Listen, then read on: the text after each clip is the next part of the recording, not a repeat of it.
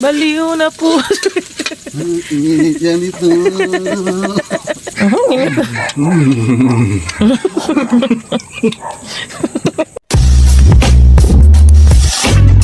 Guys, naalala nyo ba nung gabing nang huli ko ng palaka?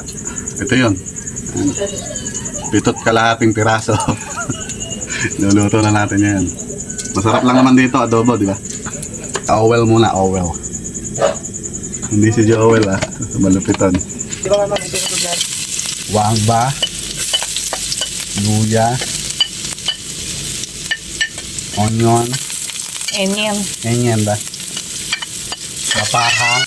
Okay, palalabasin natin yung kanyang kaluluwa. Baliw na po. Ang init yan ito. Batin naman. Itong pitot kalahating coca.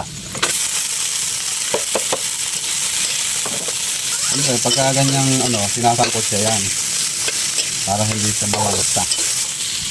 Itong coca, nilaga ko na to nung gabi sa dahon ng bayabas. Kaya konting konting palambot na lang. Sunod na natin itong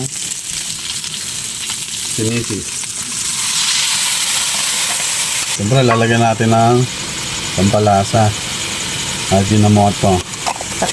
Tapos lagyan natin ng suka. Di ba sabi pagka daw nilalagyan ng suka, wag daw haluin? Diba? Wag daw, diba? No? Bakit kaya, Para daw maluto yung suka. Ano?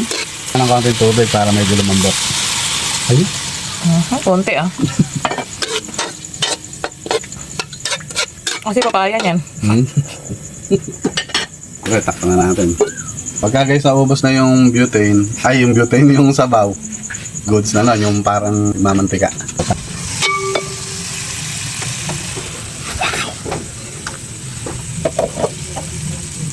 Ano pa gagawin? Tikim mo na. Tikim lang. Naman dito, nagmamantika, nagmamantikang palaka,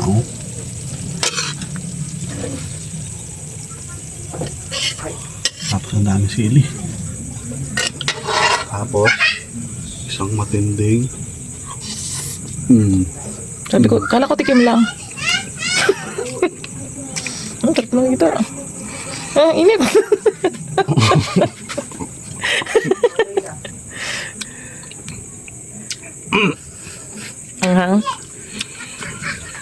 Siguro mga food vlogger, Gas-gas na ilalamunan. Pero mas nagpapagamot ng dila. Naiyak pa.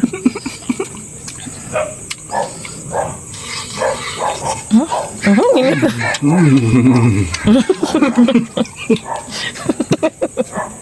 Ang mga audience natatawa. Paano guys? Lalantakan na namin to. Bye-bye!